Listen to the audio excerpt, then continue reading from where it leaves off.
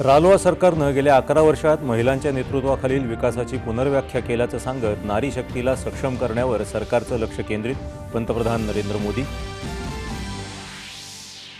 विधानसभा निवडणुकीमध्ये वाढलेल्या मतदारसंख्येबाबत राहुल गांधी यांच्या आरोपांना मुख्यमंत्री देवेंद्र फडणवीस यांचं लेखाद्वारेच सडेतोड प्रत्युत्तर, आरोप सप्रमाण फेटाळले.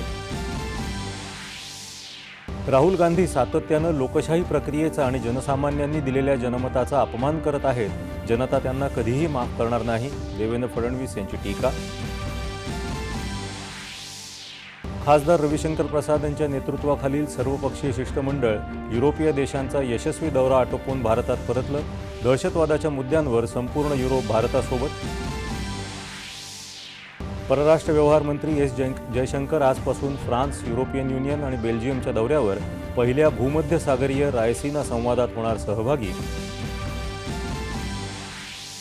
चालू वर्षाच्या अखेरपर्यंत राज्यातील सर्व सरकारी इमारतींना सौर ऊर्जेवर आणण्याचं उद्दिष्ट. महाऊर्जाच्या नवनिर्मित प्रशासकीय इमारतीच्या उद्घाटनावेळी मुख्यमंत्र्यांची घोषणा. जलसंवर्धनासाठी वॉटर ग्रीड तयार करण्याची गरज असून विदर्भात शेतीची उत्पादकता वाढवण्यासाठी पाण्याचं योग्य व्यवस्थापन आवश्यक, केंद्रीय मंत्री नितीन गडकरी. 99वे अखिल भारतीय मराठी साहित्य संमेलन साताऱ्यामध्ये होणार. अखिल भारतीय साहित्य महामंडळाच्या बैठकीत एकमतानं निर्णय.